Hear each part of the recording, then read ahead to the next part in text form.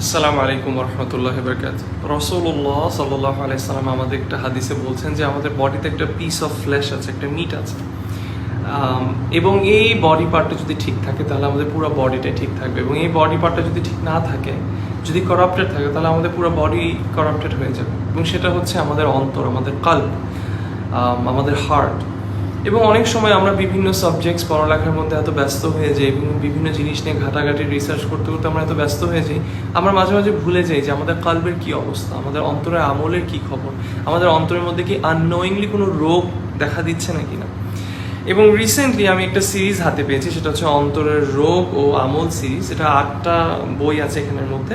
এটা মেইনলি এই সিরিজটা শেখ মুহাম্মদ সালেহ আল মুনাজ্জিদ হাফিজাহুল্লাহ ওনার একটা অ্যারাবিকের সিরিজ, যেটাকে বাংলায় করা হয়েছে।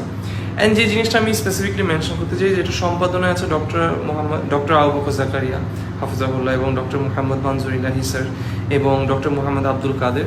এবং এটা আমি আলাদা করে মেনশন করলাম এই জন্য, কারণ এই টপিকটাতে ইউজুয়ালি তাসফিয়াতুন নাফস, অন্তরের ক্লেন্সিং অ্যান্ড এই জিনিসগুলোর মধ্যে বেশিরভাগ সুফিজমের জিনিসপত্র ঢুকে যায়, তাসাউফের জিনিসপত্রগুলো ঢুকে যায়, যার কারণে এটা রিলায়েবল না। যে কোনো একটা বই আমি বাজার থেকে তুলে যে আমি এই বিষয় নিয়ে পড়বো, ইটস নট দ্যাট রিলায়েবল, এবং আমরা সাধারণত রেকমেন্ড করতেও পারি না।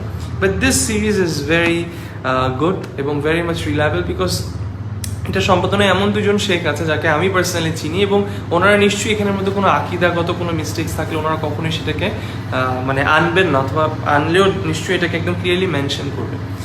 এখানের মধ্যে 8টা টপিক আছে, বিভিন্ন আপনারা দেখে নিতে পারেন। এবং আমি পার্সোনালি যখন পড়ছিলাম, আমি যে টপিকটাই পড়ছি আমার তখনই মনে হচ্ছে যে এটাই আমার ফেভারিট, এবং এটা আমি বেশি এনজয় করছি এবং খুবই রিফ্লেক্ট করতে পারছিলাম নিজের উপর, বিকজ সামটাইমস আমরা একদম ভুলে যাই আমাদের হার্টের ব্যাপারে। এটা পাবলিকেশনে আছে কাশফুল প্রকাশনী।